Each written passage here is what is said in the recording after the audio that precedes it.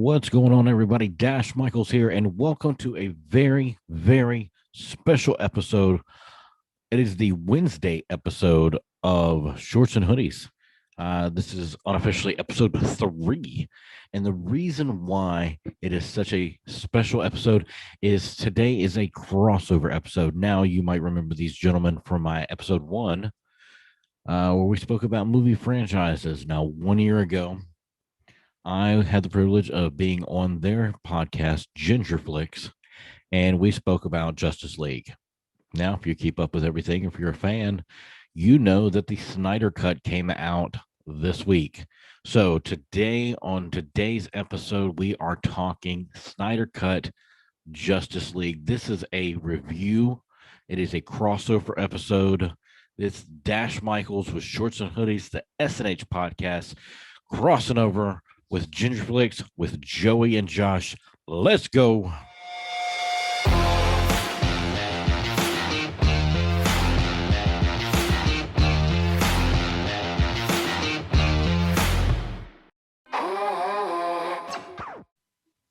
Hey everybody, welcome back to GingerFlix. I'm Joey. And I'm Josh. And today, Josh, we have a very, very special guest. He is a GingerFlix all-star, Mr. Dash Michaels himself. What's up, Dash? What's going on, guys? How y'all doing today? Hey, man. Welcome back. Welcome back.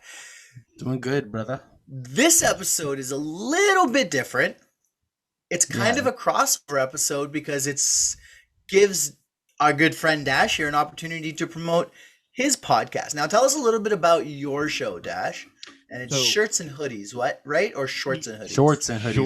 Shorts and Hoodies. I love it. Yeah, so our show, Shorts and Hoodies, you can find us on Spotify, Apple Podcasts, Google Podcasts. We're on YouTube every Monday at 12 o'clock. It's kind of your typical kind of drive home morning show type, banter back and forth. It's kind of based in movies, music, pop culture, just all around. But it's just people sitting around talking. Yeah, it's all the good stuff. That's what I'm talking about. All the goodness, all that you can good. If you're listening, you can already find us on the pilot episode. We've made episode an appearance. 1. Yes. We which is really all you need. Yeah, that's right. I mean, don't listen to any of them. Don't listen to any other episodes. Just number 1 and then delete it. Don't do that, please. Just yeah. You guys don't have to worry. The best episodes already come out. He's pulling an Orson Welles here. There we go. Doing his best work at the beginning. We'll see how this one goes. We'll talk. It might be just as good, if not better. Kind of like the movie we're reviewing. This is funny because last time you were on the show, Dash, what movie did we review? Justice League. And now the Whedon cut. Exactly. The Justice League, if you will. We said it a year ago when we had you on that we would bring you back for this event. Yes. And you, sir, you have come back. The Snyder Cut has finally come out. Yes. And I am ecstatic. Yes. We all aged so much after watching that movie. I have more gray in my beard, I believe. I put the hat on because I think the hair has definitely receded into my head now rather than just being really short. I need to tweeze my eyebrows. I have a Peter Gallagher thing going on. Nose hair, whistle. Oh, you haven't gone for Scorsese yet, though. With no, not eyebrows. yet. No. Okay. Eyebrows are out here like that. I had the Bogdan look from Breaking Bad. Oh my gosh. Oh yeah. Oh dear.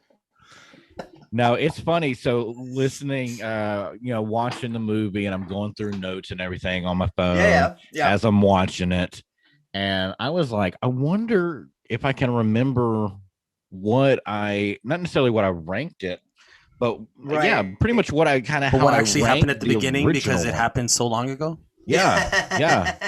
And from the Whedon cut to the Snyder cut, I can't wait to get into this. I really can't. Let's do it. Let's just dive right in. So, initial reactions, first thoughts as soon as it was done. What do we think? I watched the movie with my mom and my brother, and I was tearing up a little bit. I really was. Not from sadness. Well, a little bit from sadness that it was over, because even though it is a 4-hour movie, you don't feel it. It does you not really feel do it. not feel it. and it I wish more movies. Josh is making detail, faces. I know. Sorry to interrupt you, but Josh is making faces. But Josh does not like long movies. He hates them. Really? That is a damn lie. You hate long Listen, movies. I have watched The Irishman, enjoyed it. Endgame, Lord of the Rings. The first complaint you had about The Irishman was it was too damn long. Well, the first complaint about Lord of the Rings, they were too damn long. That is a lie. You do not like long movies. I have zero complaints about zero complaints about Lord of the Rings. Zero about Lord of the Rings. That is a perfect trilogy, if you ask me. Just saying. Ouch. Just saying. The original. I think a movie needs to be 4 hours long if it needs to be 4 hours long. I think as much detail that Zack Snyder went into, it was perfection to me. It answered a lot of questions that just kind of got skimmed over. Like he painted a beautiful picture. You don't paint a beautiful picture in an hour and a half or 2 hours. I'm sorry. It takes 4 hours and a kick-ass choreographer. I'm sorry. Just got composer. Yeah, composer and director. Or cinematographer or whatever. Cinematographer. Yeah, just everything. But see, that's the problem. I don't think, because first of all, you go to a movie, and people were worried with Endgame, because Endgame was 3 hours long. Right. Yep. And people were worried, especially I would say higher ups at Disney or Marvel, because you cannot have as many screenings when you have a 3 hour movie, right? Because you got to allow at least half an hour from when it ends for them to clean, etc. Things like that. So you just don't have enough time in the day. And then sure enough, Endgame becomes the, biggest box office movie of all time. Until recently, Avatar. But whatever. Honestly, Disney's just going to be playing They got both the monies anyway, so exactly, it doesn't matter. Yeah, it's going to be a back and forth game with Avatar and Endgame for God knows how long until they make Endgame 2, and that makes $3 billion, right? Right. The thing is, I think 4 hours to me. First of all, let me say the movie itself is considerably better than the last movie. Just oh yeah. I want to say almost night and day. Yep. And before we get into the specifics of it, characters, etc., I just feel that 4 hours is too long for a movie. There is a limit. I'm watching it, and there is some things of dialogue that does need to be in there. There is about half an hour worth of slow motion that doesn't need to be in there. Josh, everything looks better in slow motion. Listen, just because Dave Chappelle said so doesn't mean everything looks better. Remember, in slow motion. That was one thing that we were missing from there was going to the washroom did not need to be in slow motion. I'm just saying, that was the most important part. That needed to be in slow motion. Look, and just because Jason Momoa is a beautiful man, standing there does not need to be in slow motion. Oh, but it does. Standing there. But my mother would disagree with you. My mother would disagree. Listen, I think my favorite thing that my mom said the entire movie was, okay, he took his shirt off, but why does he get in the water with his pants on? Take your pants off. Exactly. Why does he take his shirt off in the first place? It's called For the Ladies, or for anyone who's willing to look. I'm confident enough in my heterosexuality to comment and say how awesome of a man Jason Momoa is. That man fine. He is gorgeous. He is gorgeous. Thank you, Dash. That man is wow. Just between wow. Him and Cavill. I was gonna say him and Cavill, the two of them. Adonis. That's a man sandwich right there. That's a man sandwich. That's a man sandwich anybody would want to be in the middle of. Yeah. So anyway, it doesn't matter what end of the spectrum you're on there. No. So yeah, in my opinion, the movie itself initially much better. I liked how they fleshed out certain story arcs, certain characters. We got full on, and look, to the credit of Zack Snyder, I don't agree with a lot of choices he made for characters, but the fact is this movie is a complete story, and I got to give him credit for that. And so I'll say that. And again, there are good things, but there are a lot of things in it that I was like, nope, not necessarily for me. Not necessarily. I'm not saying it's, and I'm not saying that it's bad either. Like some of the choices, but I can recognize when something is good, I just don't like it, or when something is straight up bad. And I think some stuff is just not for me. That's all. I also would argue you're not the biggest fan of Zack Snyder's stuff, and I will admittedly say a lot of his work is very hit or miss. It depends on what movie. I mean, I would say that's not true. But I would say that's not true because there's movies like Sucker Punch that should not have existed. Yeah, well, Sucker Punch is garbage. But like Watchmen is fantastic. No, stop talking, Josh. I knew it was not coming. I knew it was coming. You shut your goddamn mouth. Sucker Punch to me is Snyder's number one. You shut your goddamn mouth now. That's gonna. I'm sorry, man. Here at Shorts Snyder's done a lot of GingerFlix will better. not be on the show anymore. Sucker Punch. And I think what it is though for me, because I am so biased towards movies that have anything to do with Alice in Wonderland or Through the Looking Glass, which that is slightly based on in some of the scenes that he goes through. And I think that's what it does it for me. I love that. Personally, I found Sucker Punch hard to follow, but we're not talking about Sucker Punch tonight, right, today, or whenever you're listening to this or watching this, depending on what platform you're on. But what I did love was how much time and care was given to characters in this version of Justice League, such as Cyborg and Barry Allen and the Flash. Like, those two guys got the short end of the stick in the last version of this movie. 100%. Yeah. Like, 100%. Cyborg is practically the lead in this movie. Exactly. That was Zack Snyder's plan the whole time. Yeah. And see, that's the thing. If you go looking at it though, in terms of this world that's been built, it makes the most sense for him to be one of the central focal points of the movie, because his existence he attributes to the mother boxes completely already. Like, he has that connection to the one thing the guys are trying to like chase or prevent Steppenwolf from getting. Right? He has that already, that close connection. He has an actual connection to it. Exactly. Yeah. So it just seemed so disjointed the last time out in the Whedon cut that he had virtually nothing to do. I don't think they even mentioned the fact that it was a mother box that would actually created him. No, they do. They do. Do they say that? I know they brush it over so...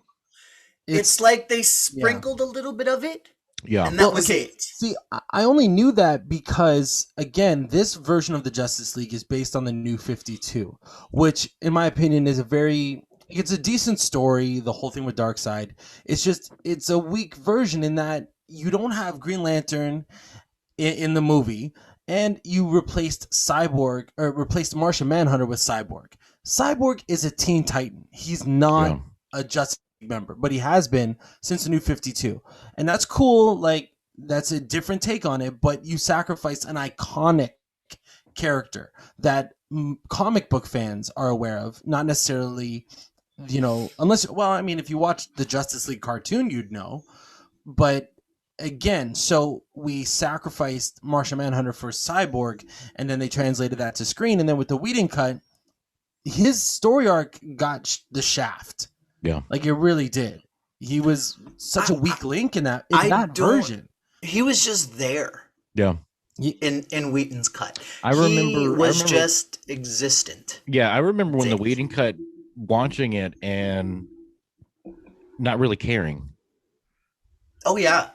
That's how it was. It wasn't that I liked him or didn't like him. It was, he can tap into this and but there was nothing. They gave you nothing to care about for him. Right. Yeah. That's what was frustrating. Like, he's supposed to be like this integral part, and it's because of him that at least he is a major point of defeating Steppenwolf. If it wasn't for him, they wouldn't be able to find the mother box, at least in the Whedon cut. Yeah. And this time around, there's, again, it goes back to him.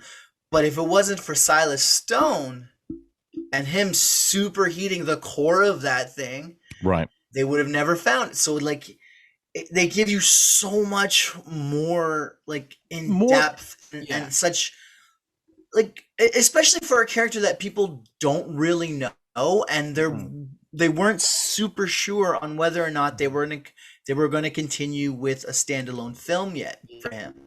So Snyder's like, okay, since we're not going to do that, at this point, let's just assume that this is an anomaly, and I don't think we're ever going to see a Justice League 2 or a Man of Steel 2.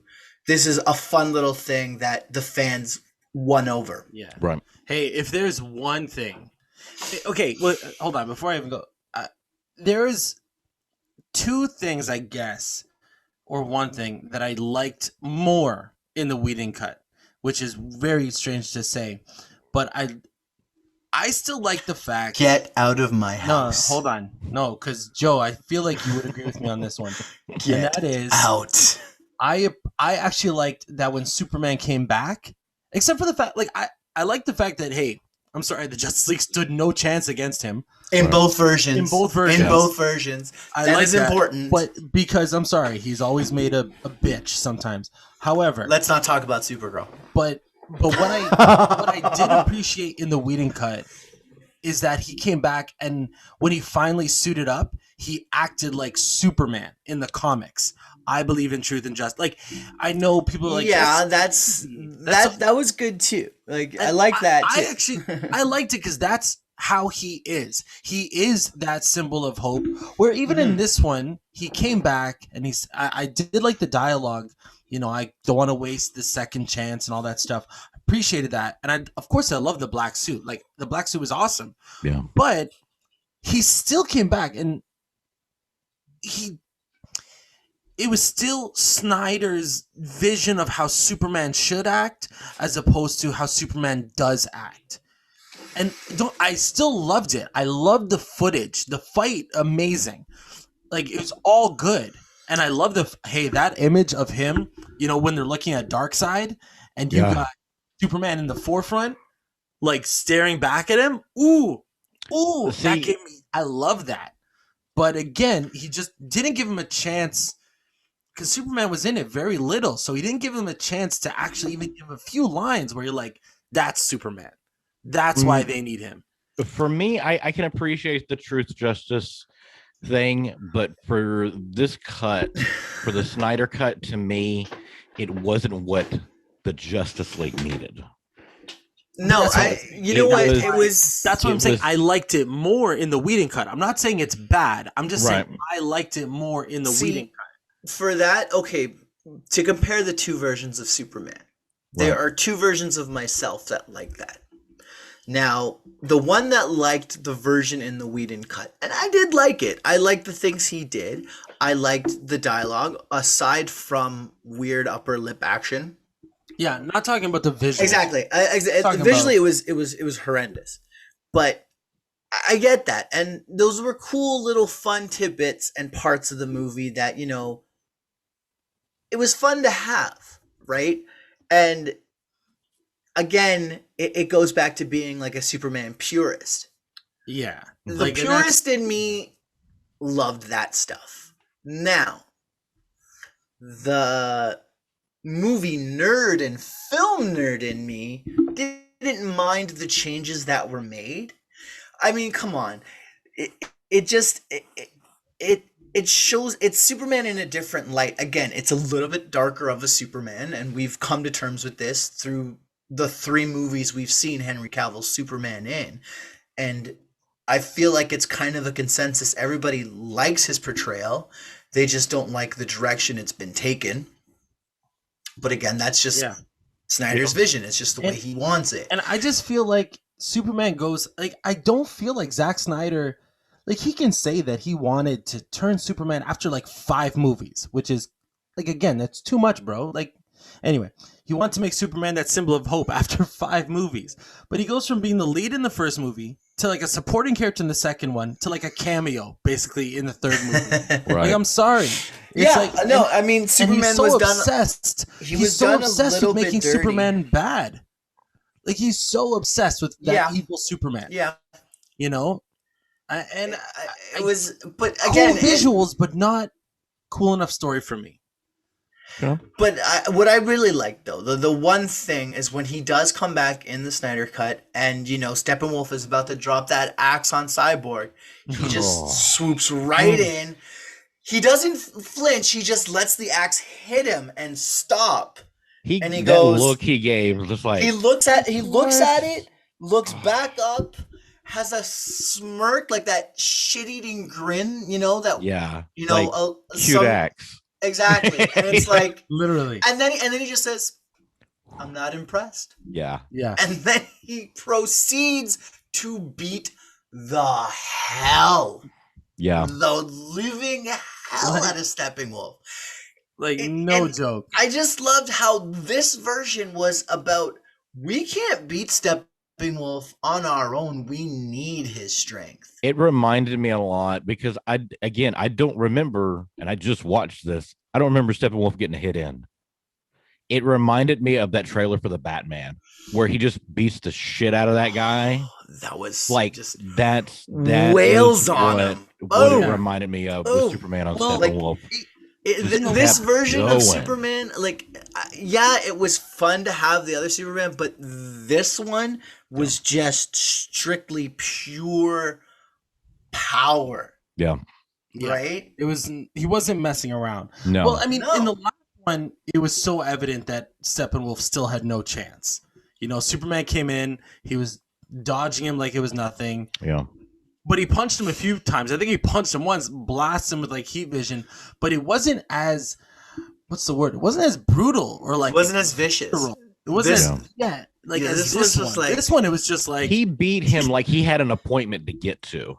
Yeah. Like, you know, like, I got stuff to do. I got to hurry up. I got to get out of here. Yeah. Like, it was just like, kept going, unrelenting. Yeah. I don't know if you've been watching Superman and Lois. Dash, but it was like, what was the villain in the last episode? I can't remember. Oh, it was just a random. Yeah, like this one now. The one that just came out that we just did. Kilgrave. So just watch this villain Kilgrave, right? He's like giving Superman a bit of a hard time. Superman's holding back, but then in this series, right, he's got kids, so he hears his kids are in trouble. Literally, he's like, "All right." And when he just claps his hands. He does like, the Hulk clap. Like, and just Kilgrave's done. He calls, you know, Sam Lane, General Lane. He's like, yeah, this guy's taken care of. I got to go. Just like that. Yeah. You know what I mean? He let Kilgrave get like 2 or 3 shots in. It's like, all right, I don't want to hurt him too much. But then it's like, oh crap, my kid's in trouble. Boom! Like, slap, it's done. And that kind of reminded me, I was like, yes, this is what Superman needs to be. Yeah. He needs to be this powerful. And again, the 2 different versions of Superman, but I mean, in Snyder cut of Justice League, Superman is a force to be reckoned with. Well, he is now. Yeah. You know, in Batman versus Superman, not so much. Again, though, but holding back. We've had this conversation about Superman, just you and I, 1,000 times. Yeah. And we both believe it, that he is constantly holding back. Yeah. I do not think in the Snyder cut, Superman is holding back on Steppenwolf just because it is a being from another world. Yeah. Do you know what I mean? He doesn't want to kill Batman. And that's the point. He says it right off the get-go. If I wanted it, you would be dead already. Yeah. So he's holding back that entire fight in Batman vs. Superman. Not so much in the Snyder cut. Like, he is just like all out.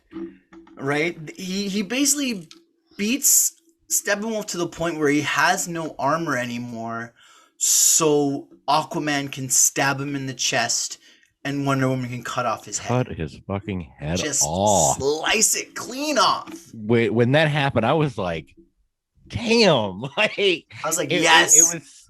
I mean, just from the first F-bomb, I was like, oh, this is a different movie. Like, and then it happened again. I think if you can say the F word, it's the Sam Jackson, effect. To me, there's nobody who can say the F word better than him. Ben Affleck was good. I think that at the end was needed. I think Macaulay Culkin did it best in The Good Son. I don't know if you guys remember that. Oh man! Wow. Yeah, deep pull. That's a deep dive, man. That's a deep one. But I think the dig at Robin and then the dig back with Harley, or the Harley Quinn dig and the Robin dig, I think it was called for. Honestly, I loved that exchange, and it was kind of nice that they gave Jared Leto a second shot. Oh, just he had a whole monologue, and it was beautiful. He had a nice little Jim Carrey impression there. Yeah, the laugh, the look, the way he spoke. Man, like I was like, cool. Yeah, the way he says it, it was. Yeah. But I mean, that's that. This is the little things of an actor like Jared Leto you get out of it, and it just makes me wonder how much was actually cut out of Suicide Squad. Oh, I think he was probably supposed to be in it about a good half hour in Suicide Squad, something like that. Like, and end up being the fact that he was pissed of how little of his work was in Suicide Squad. Yeah, just makes me wonder. I like that they got rid of the tattoos, the goofy, all the goofy stuff. Yeah, that was all goofy and crap, and it was stupid. I liked the cuts on his face. It was a nice addition. I don't know. It looked like he had gone down on a strawberry cone or something. I was saying it was more like Heath Ledger, though. It was very much like Heath Ledger. It was closer to that, yeah. And the psychopath. They sort of. I think that was sort of the direction Zack Snyder told him to go with it. But again, look at the situation, though. Mm-hmm. Yeah. Right? Like that scene, because now we're into the nightmare sequence. Mm-hmm. And, what possibly could be the future. Yeah. So, this is a future without Aquaman and Wonder Woman. Exactly. Well, and of course, Superman being the bad guy. Assuming... You mean the hero. Right? What if that's the twist? Yeah. They're all the bad guys? What if it is? Yeah. There's a reason why I like the movie Brightburn, because it's the way Superman should be. Right. So that's being real. But it's funny, though, talking about the F-bombs and stuff. And I remember being in... I remember they irked you a lot. You told me you were not a fan of those. I didn't like... Okay, first of all, you know what, Dash? I agree the way Affleck said it. I agree that it's true. Like as an acting thing, I appreciated it. Yeah. Because I remember like how you're mentioning, Sam Jackson stuff. And I remember being in college, in theater school, and one of my teachers, we were doing like improv and stuff, and this is acting improv, and she said, because we had kids in the class, people in the class that didn't swear. Right. She said that fuck is one of the best words you can say because it can emphasize anything. It can convey any emotion. And I was like, it can be a noun. It can be a verb. Anything. It can be and it can, it's really for that emphasis, for that feeling. There can be so much put into that word. And she's like, it's the best word. And I was like, you know what? I never thought of that. Yeah. And now I've always thought of it since then. And it's true. Like Batman, or at least Ben Affleck, putting so much weight into it was great. Now, do I necessarily think Batman would say that in the comics? Not really. I'm not saying he would or wouldn't. I don't read enough Batman to actually say that. Right. So just as a writing standpoint, I don't know if it fit. But the one for me that didn't fit was the Cyborg one. That one did not fit for me. Yeah. Yeah, what is it? Like fuck people or like fuck humanity or something like that? Dude, okay, like we get it. You're edgy. almost, But more it wasn't emo. even it wasn't even about edgy though. It was about more being emo and Yeah. upset about the fact that he is this freak of nature, so to speak, Yeah. or like this freak of technology, right? But And it's just supposed to convey that to us. But yeah, it was a little bit much. yeah, a bit much. But that's But- not really something. That's not something that really hinders the movie in any way. Right. I mean, of course, the length. Some people, like myself, I think 4 hours is too much.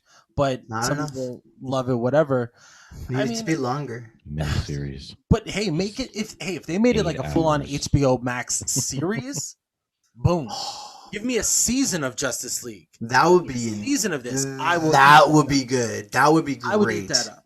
Yeah. Because they. You split want it up 4 into hours? parts Here's anyway. 9. That's what I'm saying. You want I can't 4? come into work today. I'm sorry.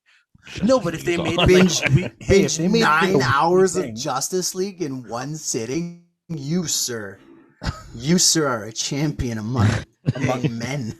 But All right. I mean, are there some things that you guys just didn't like about the movie? No, Yeah, there man. wasn't. I'm with Wow. Dash on this See, one. here's I I my am question. Dash. I'm 100% with you on this. Wow. See, here's my I question. thought this was great. I mean, no movie is a perfect movie. No. It has their flaws. Well, I but think there's a difference between a perfect movie and finishing a movie and go, that was perfection. Like this the was story. so everything was that you- so meticulously done, and it just fits. It does elevate the other two movies. Oh yes, It yes. really does, because after It makes watching me it, want to go back, and especially somebody who I did that not though. enjoy I Man of Steel that much. I did that. I went back, Mhm. because I did one viewing and then I did another viewing because I did one viewing for the hell of it because I needed to see this thing without being critical, Right. and then I watched it again for the podcast. But in between those two viewings, I took the time. I sat down, and I watched Man of Steel Mhm. and Batman vs Superman, because that's the trilogy, right? Yep. See, and I still can't watch And- Batman versus Superman. But this Garbage. elevates it. It Yeah. elevates them, because it now there's actual a linear connection between the three films, Right. So right? for me, Man of To be Steel. honest, is it? Superman? Go ahead. I was just going to say what Superman did to Steppenwolf. He needed to do that to Batman. And just see Again, what though, but happened. we have already established he does it because he's holding back. No, but Yeah. no. When he returns, could have killed and then there's no more Batman in Batman. That's instant. it. Batman's done. They can't kill Batman. What? Yeah.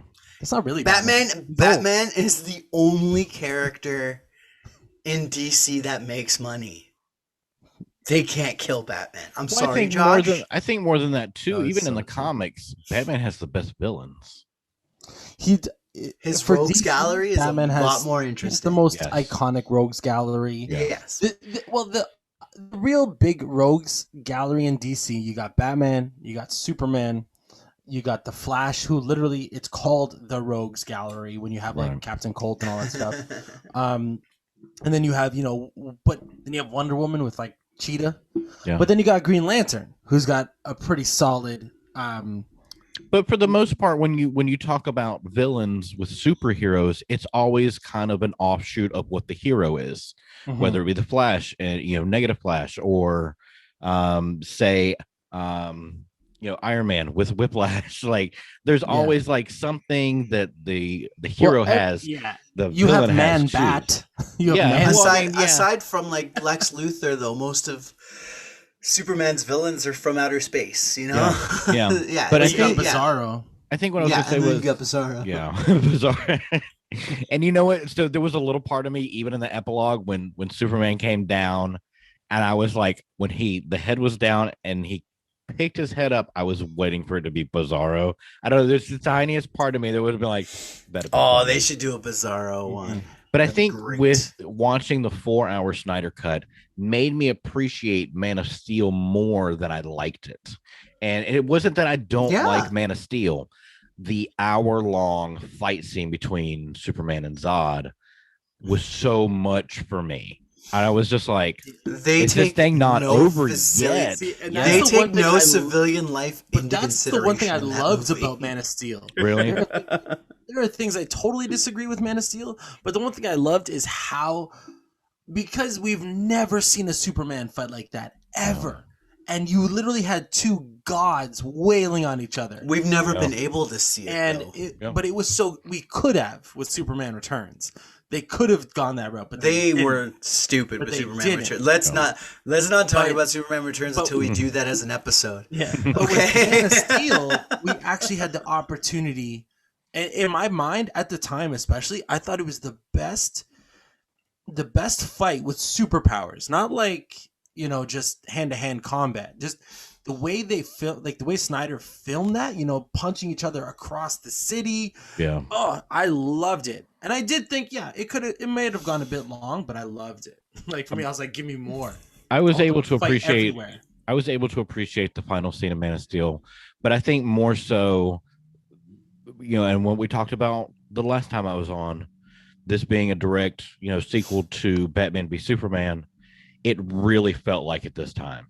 It really did. Well, this time it had elements that connected the two movies. Right. Yeah. Right? Josh Whedon's, it kind of did, but it really didn't. Yeah. Right? I mean, this uses the same videos, per se, that Bruce Wayne discovers of the other metahumans, for example. Right? They go back to the Nightmarescape. Yeah, which does not happen in the Josh Whedon cut. Yeah. Right? There's that connection again. They, they take a repositioning of the camera for Superman's death to open the movie. So it just they as much give as they tell you this is a direct follow-up. I loved that opening sequence. The Wheaton version the beacon. Doesn't. Yeah, and it's that death screen, and it's just like and this time around they actually say that Darkseid and Steppenwolf and the Mother Boxes were not gonna do anything until they realized Superman was gone. Yeah. Because they were afraid of what he could do. Yeah. Rightfully so. I mean, that's the one thing I mean, admittedly, I loved the opening of this much better. I loved how it tied into all the worlds kind of thing. Mm-hmm. I mean, again, though, it's just the fact that we had to kill off Superman in his second movie when people barely liked him in that movie was dumb. Like, he should have died in a Justice League movie. They needed to make Doomsday a Justice League villain, and Superman is the one that dies then. Like, it all ties in with Snyder's vision, which, hey, at least it's a full story. And this is one of those things that I don't like as the story, because Doomsday was wasted in the last movie. Yeah. Utterly wasted, and it looked bad. But to fit in with Snyder's vision, I appreciated the opening, and I appreciated the way they handled his Superman's death and the way it plays out throughout the entire movie. So I did appreciate that. Yeah. So was there anything that y'all didn't like? For me, a couple things. Like I said, so much slow motion. I don't know how I feel about Ezra Miller's Flash. Slow motion. I like that they gave him more story, but I don't really. He's not like, that's not how Barry Allen acts at all. That's not even how Wally West acts at all. He's more like an impulse. I don't know. There's something there. I love the ending when he pushes past light speed. Oh yeah. Like, the visuals for the Flash were great, but I think you hated the slow motion though. You know I what thought it was. I thought it was better. I thought it was done better in this movie than I've seen it in any other place. Oh yeah. Oh, What do totally. you mean? Totally. The way he's Say the Snyder Cut versus Quicksilver.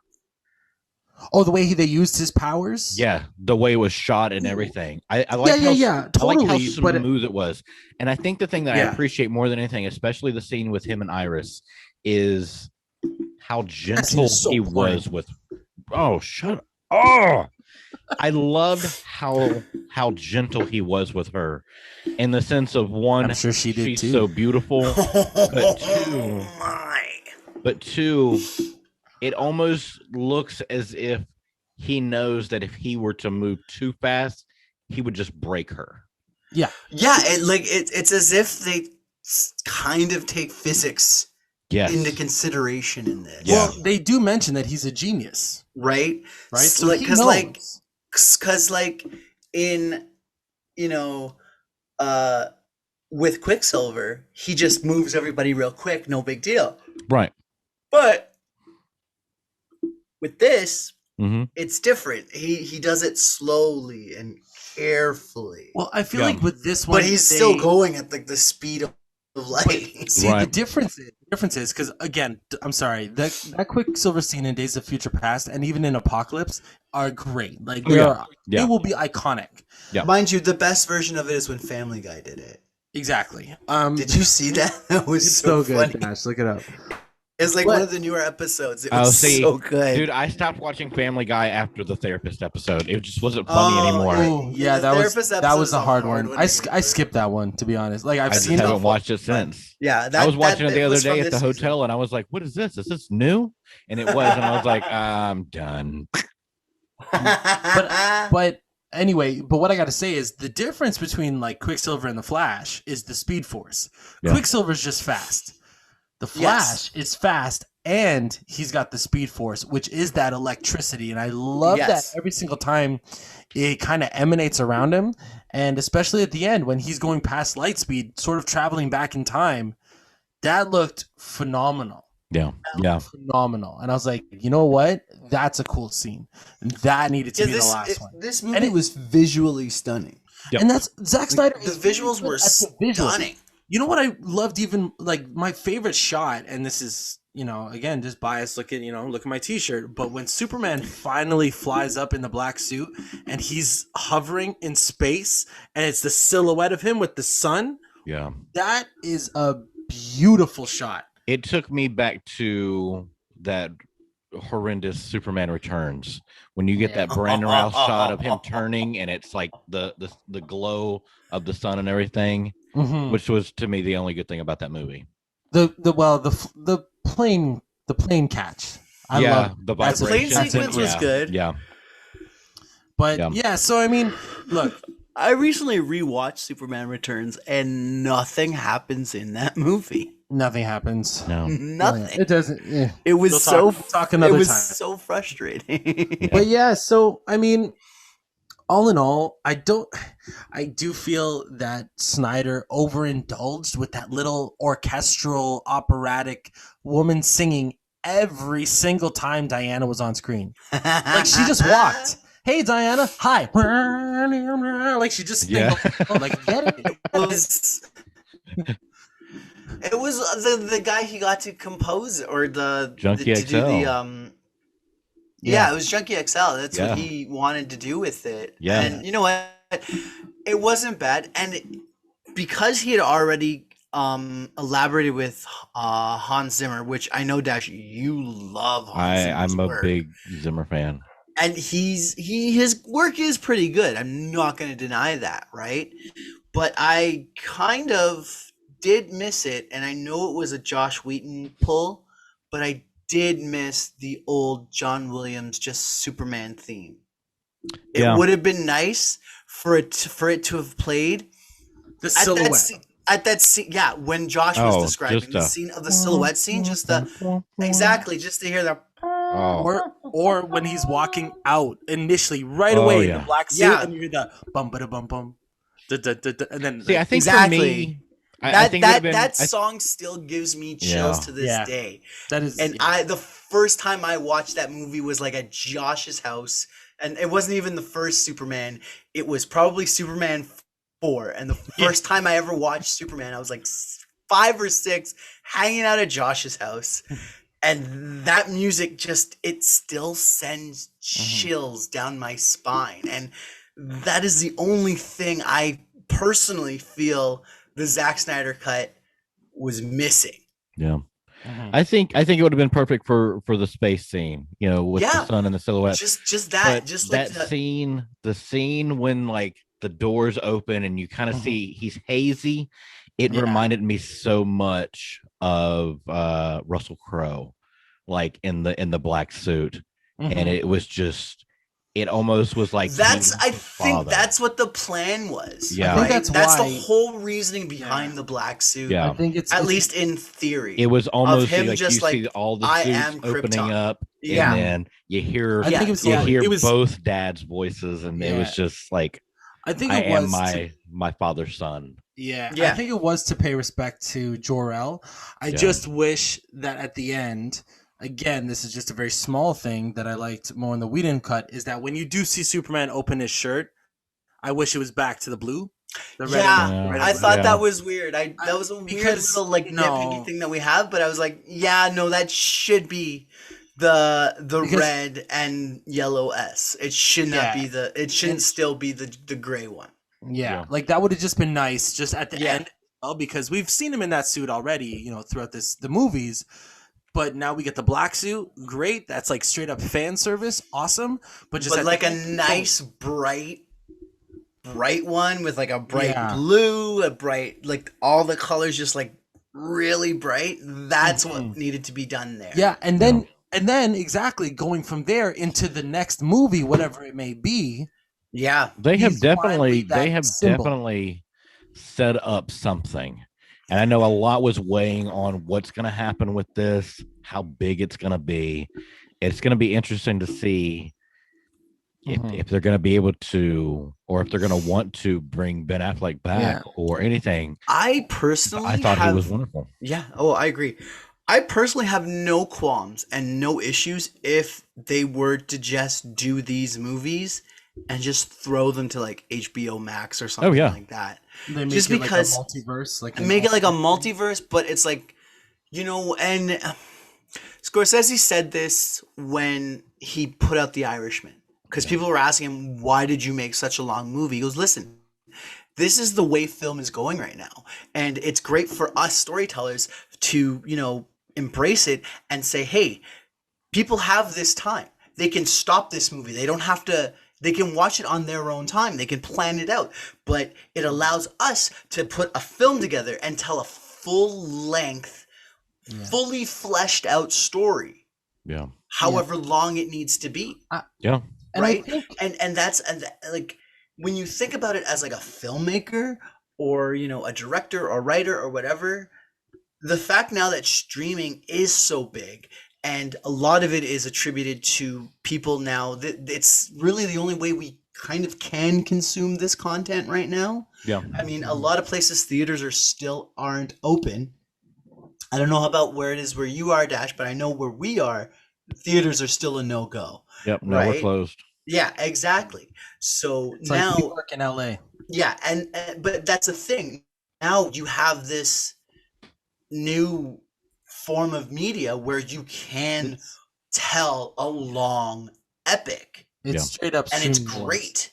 No, it's great. I mean, it's the only one that this benefits is us as an audience, right? Because now we get these great stories being told. I mean, yes, The Irishman is long, but as far as the movie goes, it's really good. It is a great story from beginning to end. But at this, so here's my counter to that, because at the same time, yes, look, if you allow a director to tell a full story, sometimes you need those other people to say, dude, this is too long.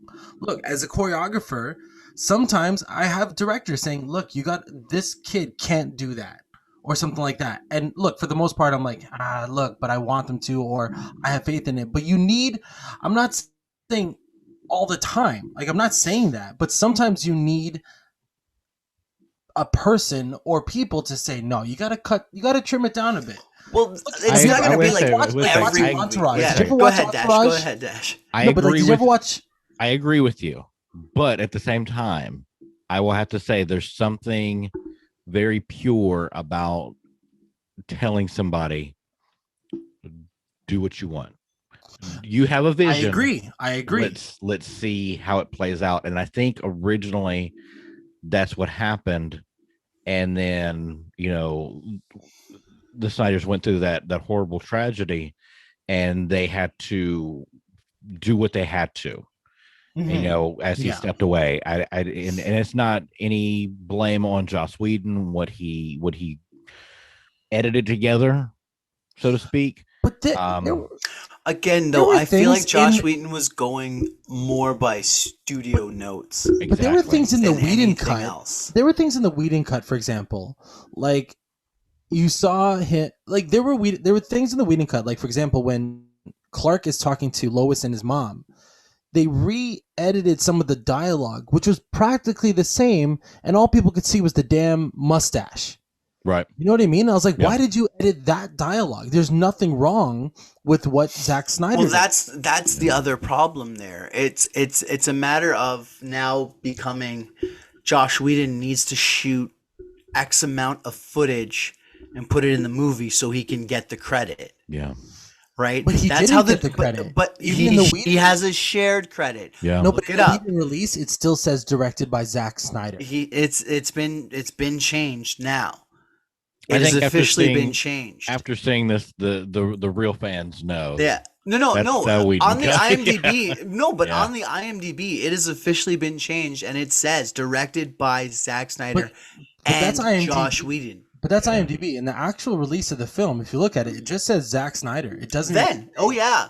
But the thing is, after it was released, and we learned more and more about the production, the truth is that there was a lot more shot by Joss Whedon than we realized. Mm-hmm. Right? Well, I do miss that Russian family. Right. They added so much to the story. They were your favorite part. Oh my god. They were like Dostoevsky. Come on. Come on. That was filmmaking at its finest. Well, let's talk about this. So, because I think there's very few things that we didn't like. What were the standout things that we did like? Whether it be a change here or a shot change here or whatever. What were the things that we did like? Josh, you want to take this one first?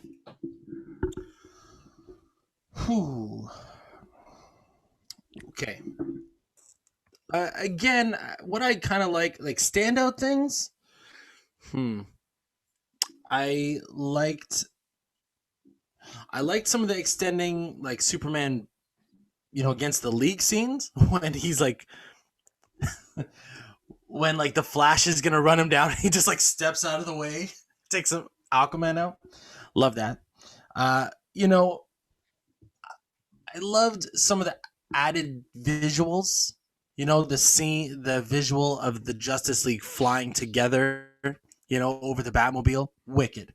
And again, I like that we got more of Joe Morton and Silas Stone. I love that guy. That guy's such an underrated actor. Such a good actor. And it was finally good to see that we got so much more of him. And then again, is such a good actor. Yeah, and then again, more Cyborg story and the black suit, like that stuff I loved. And yeah, I thought that was great. Cool. That's for me. Yeah, for me it was like I just liked how the story finally connected. Yeah. Right? The connective tissue was all there now. And again, it does elevate the following to this world that's been built on of it, and we have a full explanation and a full understanding, right? Mm-hmm. And I loved that the story was finally fleshed out. I loved the slow motion sequences, even though Josh hated them. Because like I said, and like Dave Chappelle says, everything looks better in slow motion.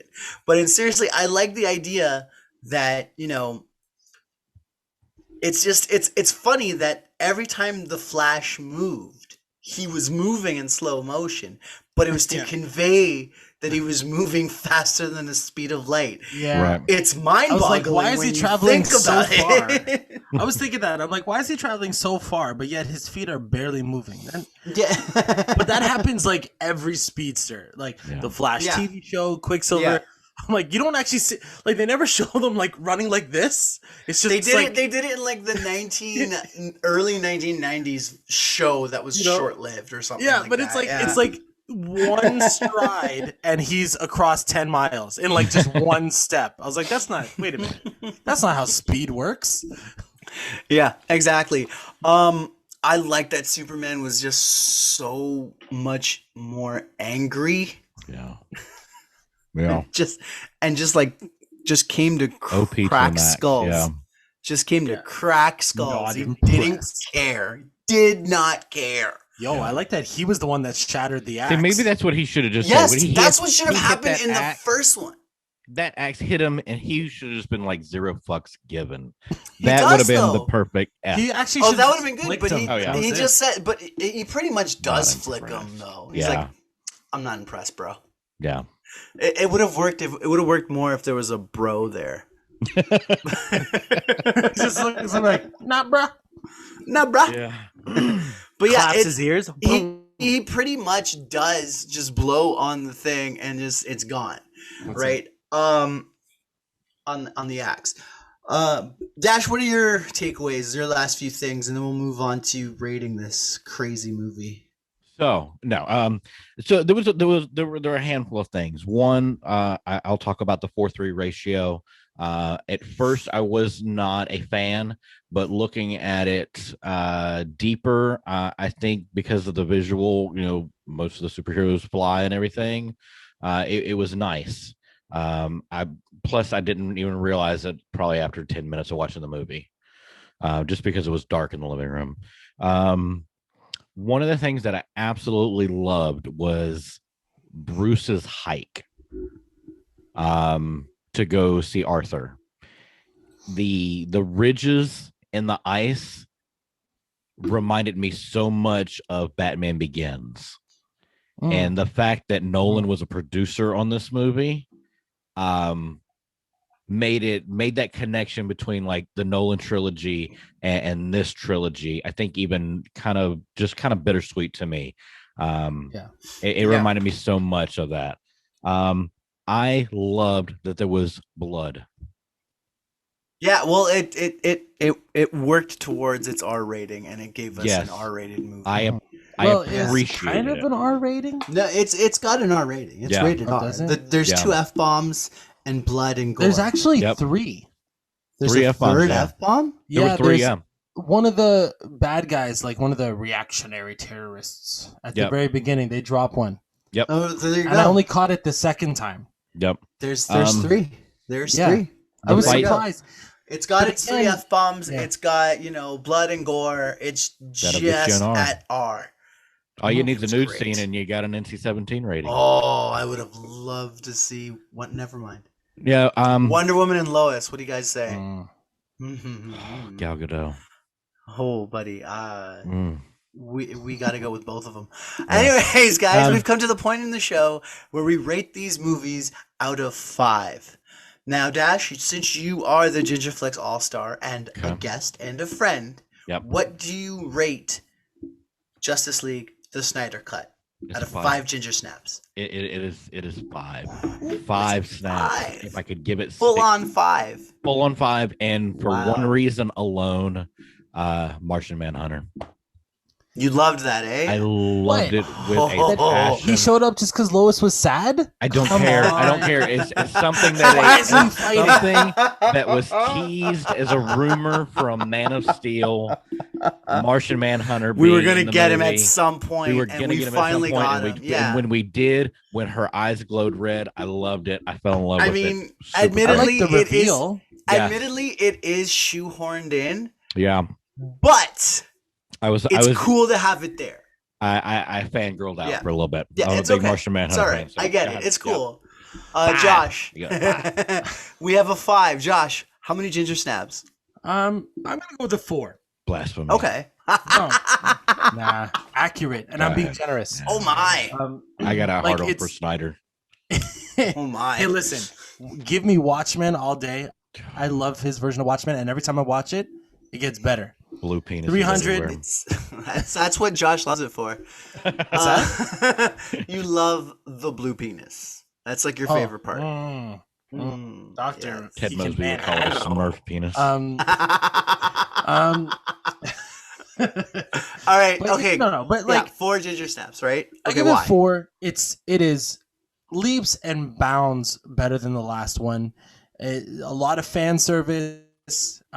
Again, just visually stunning compared to the last one. Yes. I still, in my opinion, I still feel even. It's just it reeks a little bit of self-indulgence, just a little bit, because I was like, dude, I'm sorry, there are some things you can cut out from this. Little pieces of dialogue. Hey, it could still be a 3.5 hour movie for sure. I think that 4 is a little bit much. That being said, I think the characters, so glad that they got to be fleshed out more. And regardless of how I feel that Snyder told the story, like I've talked about in this podcast, I still appreciated the full scope of his vision more. Right. And Yeah. I do wish we got more Superman though. I mean, I don't like the fact that he always has to be bad. Why is Superman always bad or evil or dark? Like, come on, man. Like, Are I you know gonna that's cut not the me? cool Okay. thing. Just give me a genuine Superman. You do this to me every time we have a guest. You know that, right? You it? go so long, and then I get 0 time to put in my comments. You do this every time. I'm sorry. I will twist your nipples. I swear to God. That was one of the other things that we were missing from the movie. Some nipple twisters, right? Some titty twisters. Anyways, yeah. So I'm gonna give her a 5. I'm with you, Dash. I loved this movie. I loved the cinematography. I loved, like, I film school nerded out. Like, this was like, this is the movie. You know, this is a superhero movie that you want as a film nerd. Yeah. Just because, like, the score was awesome. Like, I liked it a lot more. It was a little bit more interesting. And again, I think it's just because of the updated composer that they got on it, right? Because I'm not a super big fan of Hans Zimmer, but I like the collaboration work, and that works for me. I like that everything was more fleshed out and everybody had, you know, more of a story, and the story was fully told. I love the action sequences. The fights were great. So yes, this is a 5 for me. For me, it's, like we said, it's perfection, but it's there by no means is there a perfect movie. Yeah. Anyways, guys, we've come to the end of the show. Dash, where can they find your stuff? I know we said at the top, but give us a quick little thing on where we can find you. You can find me at Mr-2K. I'm on Instagram, Twitter, and Facebook. Also on YouTube. And you can follow Shorts and Hoodies every Monday at 12 o'clock. Follow us at SNHPOD. Awesome. Josh, where can they find our stuff?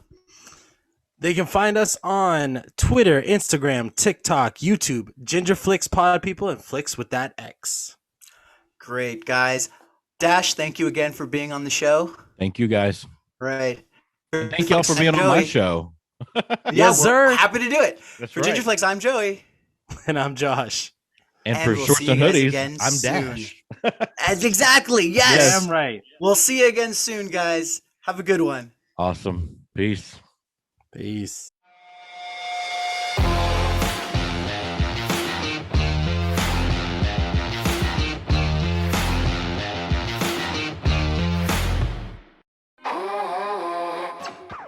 Thoughts of suicide may feel impossible to overcome, but with help and support, you can find hope and meaning. Call the National Suicide Prevention Lifeline at 1-800-273-TALK to speak to a counselor, or visit suicidepreventionlifeline.org. It's free, it's confidential, it's available 24 hours a day, 7 days a week. And even if it feels like it, you're not alone.